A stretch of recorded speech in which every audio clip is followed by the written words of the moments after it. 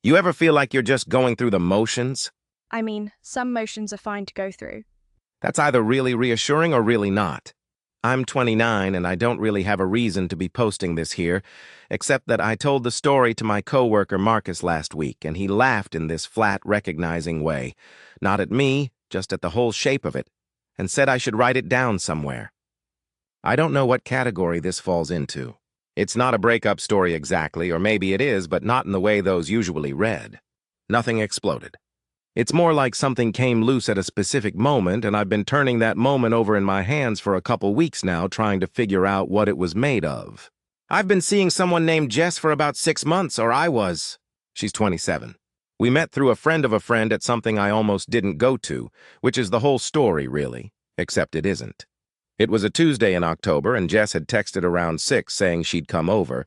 No specific time, just that she would. I went out to my car at some point around 7 because I'd left my gym bag in the back seat. I didn't end up grabbing it right away. I sat in the car longer than it took to grab the bag. The radio was on because it had been on when I parked, and the inside of the car had that specific warm, stale smell that gets into your clothes without you noticing it's happening. I was just sitting there while it got darker, and the orange went out of the sky, watching the parking lot do its thing. I let myself in. Hope that's okay. Yeah, no, of course. You get your thing from the car? Yeah. Okay. The radio went to an ad break, and I half heard the beginning of a fast food spot. The kind of ad you've heard so many times it doesn't register as a thing you're hearing. Then I grabbed the bag and went inside. Jess was already there. She'd let herself in with the key I'd given her sometime around month 2, which felt like a reasonable thing to do at the time and still was. But I noticed it differently on that particular night, the way you sometimes notice familiar things for no clear reason. She was on the couch with her legs folded, already scrolling. I put the gym bag down by the door. I didn't put it away. Do you want to just do something tomorrow instead, or? No, sorry, what did you say? It's fine. No, I heard you, It doesn't matter. At some point in the evening, she said something to me, and I heard it. I did hear it. But I was responding to something on my phone at the same time. Not anything important, a group thread about something inconsequential. And my response to her was a little delayed, a little automatic, the kind of response that's technically an answer but doesn't really land in the conversation. She didn't say anything about it. She just looked at me for a second and then looked back at the TV. I noticed it in some background way, the look, but I filed it as nothing because I'd filed similar looks as nothing before. You've seemed kind of far away lately. Yeah, I know. Work's just been a lot. It's not really a work thing, though.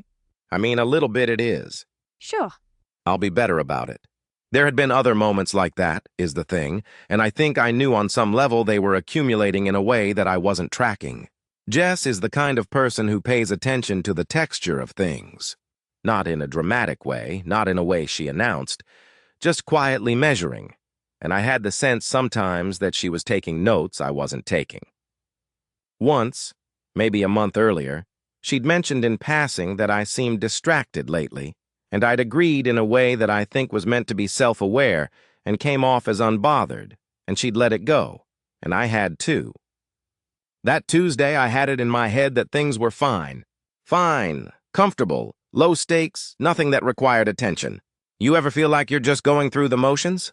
I mean, some motions are fine to go through. That's either really reassuring or really not. Pick whichever one works for you. Classic. And then we were sitting close together on the couch, and something shifted into a warmer register, the way it does, and it was a good moment. One of those moments that feels uncomplicated and easy. And in the middle of it, for absolutely no reason I can produce, I did 2 things simultaneously. I hummed 4 notes, just 4, the exact 4-note sequence from the radio ad I'd half heard in the car, not even a full phrase, not even something I was aware I'd retained. And I pointed at her with my index finger, just briefly, just once, in the way that Jingle's spokesperson does at the end of their ads. I wasn't making a joke. I wasn't doing a bit. It just came out of me the way involuntary things come out, and then it was out, and it was in the room. She went completely still. Not the stillness of someone who doesn't get it. The stillness of someone who is deciding something, or who has already decided something and is now watching it arrive. I laughed a little, the kind of laugh you deploy when something is awkward and you're hoping laughter reclassifies it. And she didn't laugh. She just stayed still for another moment, and then said something like, "Okay," in a tone I didn't have a good reading on.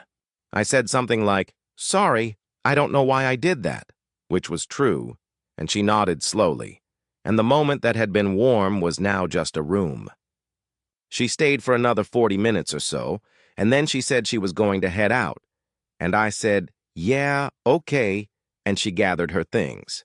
There was no version of goodbye that felt like a fight or a door slamming. There was just a door closing at a normal volume, and then the apartment.